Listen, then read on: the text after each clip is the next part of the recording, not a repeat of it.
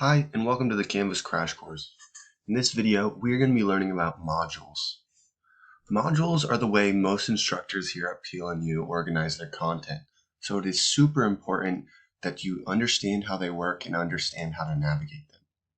So, to get to your modules, you're going to enter into one of your courses. For this one, we'll just do COM 1000 here. Then, on the left, navigate to the Modules tab. Now you're in your modules. I like to think of modules as stepping stones, or almost like a roadmap for your course. Instructors at PLNU often divide their course up by weeks, meaning each module can equate to 1 week in the course. This makes it easy for you as a student to understand what you need to get done in a week, and also easy to look ahead to the future if you have any bigger assignments down the road.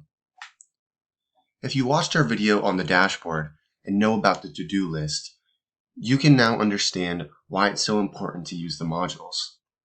Important course content, such as the Week 1 overview, which shares what you're doing this week or maybe important information for this week, will not be present on the to-do list.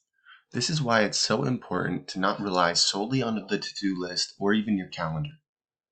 Go into each course and monitor your modules to make sure you're staying up to date.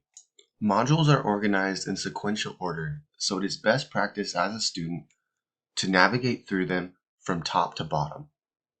If I were a student in this course on week 1, I would start with the overview, then complete the class agenda assignment. From there, I would go on to the Welcome to and week 1 self-introduction. So long as you are completing these assignments by these due dates, you'll be alright. If you have any questions on how to complete these assignments, or how to interact with discussions or quizzes, please refer to those videos in the Canvas Crash Course. Understanding modules and understanding how to use them effectively is the biggest key in succeeding here at PLNU. Thank you so much for watching.